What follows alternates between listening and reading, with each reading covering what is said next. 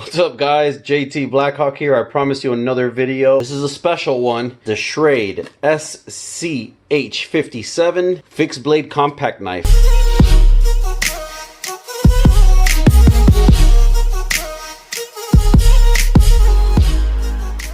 Alright guys, let's get into this. I came across this knife when I picked up the knife that I reviewed last week, the small money clip knife that I reviewed, and I saw this one. I'm like, hey, this looks really cool. I'm gonna pick it up. What I did not know when I purchased it was how unique one of its major attributes was, and that is the steel that it's made out of. And we'll get into that. By the way, I'm wearing gloves because it's kind of cold out here and I had some dry skin situation going on. I got a nasty cut. Nobody wants to see that. Just a heads up, I got the nitro gloves on today. So it comes with these little Kevlar, what seems to be like a Kevlar or plastic spacers in between the sheath and the belt clip. Thermoplastic sheath with multiple holes for either lanyards or paracord. Different kind of setups you guys might want to work out on your molly gear. You have your G10 handles and your blade, and this is where this gets really interesting. It happens to be 65 MN steel. Now what is 65 MN steel? If you ever bought a machete or knife with this kind of carbon steel, I'm sure you'd be wondering, what the heck is this? Is it good for my knife? How hard is it? What is its chemical compositions?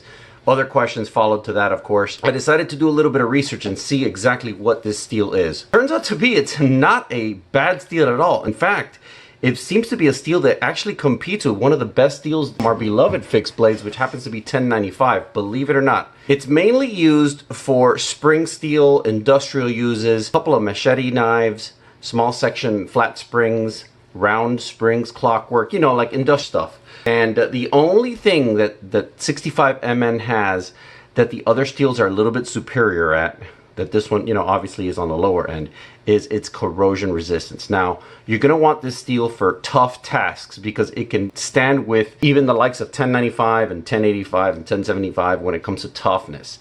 But its corrosion resistance is probably on the lower end of all of those carbon steels put together. Let's just get into the metallurgy and the chemistry of the knife. The 65 MN steel contains 0.65% of carbon, which obviously improves hardness, wear resistance, 0.20% of chromium, which this is wear resistance, the edge retention, and the tensile strength. It has a 1% manganese, which is the highest percentage of any element, which this is where it inherits its name, 65 MN, capital M, lowercase n. So MN is for manganese, and this is straight up for hardness and brittleness. This is what improves the rigidity of the knife and reduces brittleness. 0.3% silicone, that's just overall strength. 0.04% of phosphorus increases strength, and 0.05% of sulfur increases machinability. So this is a good spring alloy, and that's why 65 MN is used for springs, car springs, all kinds of clockwork springs, and all kinds of springs related to machinery. Edge retention, it looks like a 54 HRC is not a bad rating for this kind of steel, so it's right up there with 1095.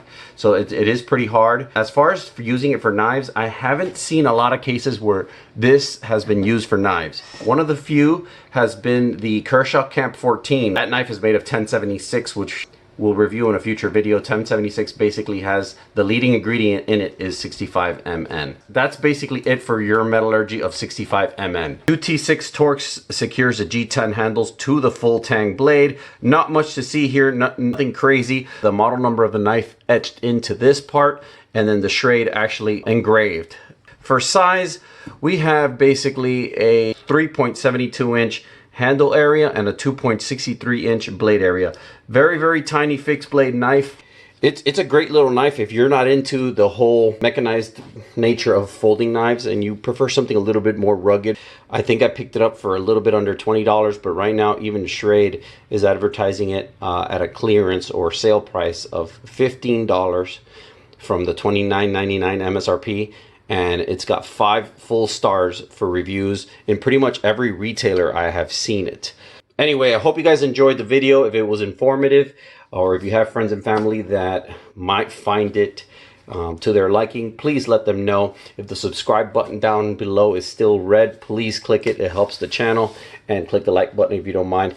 I will be coming and trying to continue doing weekly reviews on these knives because I do enjoy doing this. It's just work gets kind of crazy sometimes, but I appreciate you guys coming by and visiting, and I will see you next time. Take care. Peace.